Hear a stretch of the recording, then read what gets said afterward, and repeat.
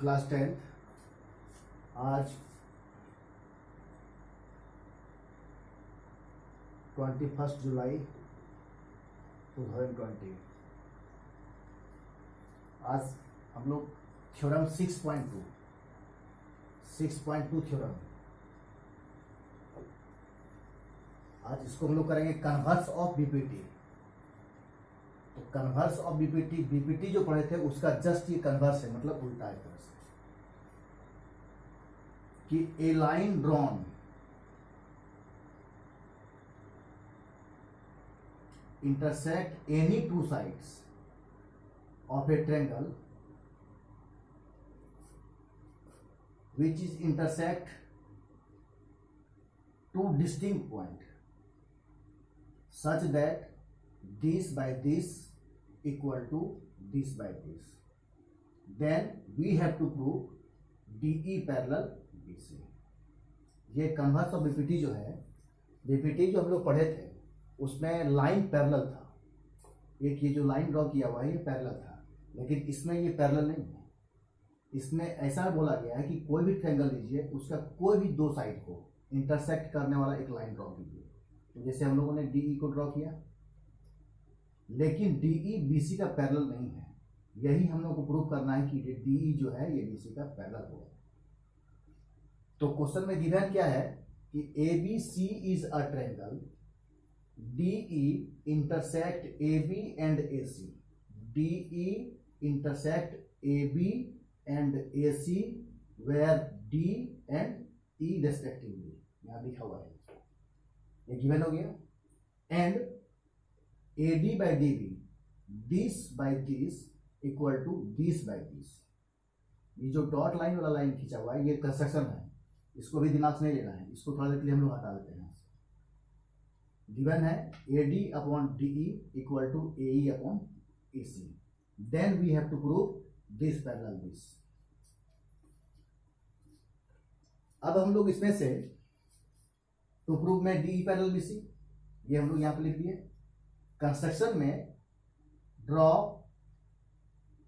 DE dash, इसको हम लोग इमेजनरी लाइन से ड्रॉ करते हैं, तब कुछ पता चलता है कि ये नया चीज किया हुआ है। कंस्ट्रक्शन हम लोग इमेजनरी से ही ड्रॉ करते हैं। Draw DE dash parallel BC, मान लेते हैं कि इस लाइन को जो खींचे हैं, देखने में तो पैरेलल नहीं लग रहा है, लेकिन हम लोग ऐसा मानते हैं कि ये पैरेलल है BC का। अगर DE डैश पैरेलल BC का होगा तो आप इसके पहले जो थेल्स पढ़े थे AD upon DB equal to AE dash upon E dash C, ये होगा आपका थेल्स थ्योरम से, मतलब बीपीटी से। तो कंस्ट्रक्शन में एक ये ड्रॉ किए, draw DE dash parallel BC। Proof में आते हैं AD upon DE equal to AE upon EC, ये गिवन है हम लोग का, ये गिवन है क्वेश्चन में। जब कंस्ट्रक्शन लोग किए थे तो उससे हम लोग का बीपीटी निकल गया, AD upon DE equal to AE dash upon E dash C। यहाँ पर हम लोग लिख चुके हैं, ये है गिवन। ये बाय कंस्ट्रक्शन से किए थे, लेकिन ये बीपीटी के थ्रू से आया। कंस्ट्रक्शन किए बीपीटी के लिए किए। दोनों इक्वेशन को आप ध्यान से देखिए, left side equal to each other, यहाँ का दोनों का लेफ्ट साइड इक्वल है तो राइट साइड भी इक्वल होगा। तो दोनों equation from first and second equation हम लोग यहाँ ड्रॉ किए, लिखे AE upon EC, this by this equal to this by this, AE by EC equal to AE dash by E dash. अगर दोनों साइड में 1 ऐड किया जाए, ध्यान से इसको देखिएगा, जब बनेगा तो इसमें ध्यान से आपको ये देखना है कि 1 ऐड करने से ही ये सॉल्यूशन होगा। 1 ऐड करने से क्या आएगा, adding 1 in both the side, 1 को दोनों साइड में अगर ऐड करते हैं LHS और RHS में, तो adding 1 in both the side, दोनों साइड में ऐड किया गया 1, तो लेफ्ट साइड में AE अपॉन EC, इसमें भी 1 ऐड कीजिए, और राइट साइड में AE dash upon E dash C, इसमें भी 1 ऐड कीजिए, तो इसका एलसीएम आपका इजी आ जाएगा। अब इसी जब एलसीएम आ गया तो EC equal to each other, therefore as it is AE equal to AE यहाँ लिखा गया, फिर प्लस का साइन दिए। 1 से जब इसको डिवाइड करते हैं तो EC आता है, EC into 1 equal to EC। एकदम सेम चीज यहाँ भी हो गया, E डैश C एंड 1, इसका एलसीएम निकालेंगे तो E डैश C ही आएगा, E डैश C यहाँ पे आ गया। तो इसका एलसीएम लेने के बाद E डैश C लिखे हम लोग, AE dash as it is रहेगा, और E डैश C आपका 1 के पास में आ जाएगा। जैसा हम लोग इसमें काम किया वही चीज से हम आ गया। AE प्लस EC और AE डैश EC दोनों को फिगर में ध्यान से देखना होगा। AE प्लस EC को ऐड किया जाए तो AC बनेगा। AC बन गया। और AE डैश और E डैश C को AE डैश और E डैश C को अगर ऐड करते हैं तब पर भी AC बना।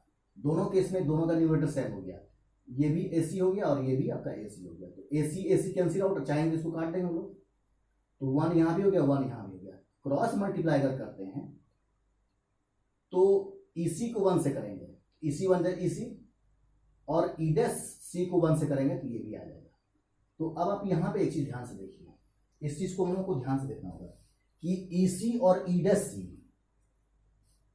EC और E डैश C ये कभी भी पॉसिबल नहीं होगा। ये तभी पॉसिबल होगा when E dash coincide to E। अगर E डैश को उठा करके E पे लाया जाए, E dash coincide to E, अगर इसको उठा के यहां पे लेके आया जाए तभी ये पॉसिबल है। नहीं तो दोनों का ये अलग है और ये अलग है, ये थोड़ा आगे है और ये थोड़ा पीछे है, तो ये इसके इक्वल में कभी नहीं हो सकता है। ये तभी पॉसिबल होगा when E coincide to E। अगर E डैश को उठा के E पे लाया जाए तभी ये पॉसिबल है कि ये दोनों आपस में इक्वल होगा।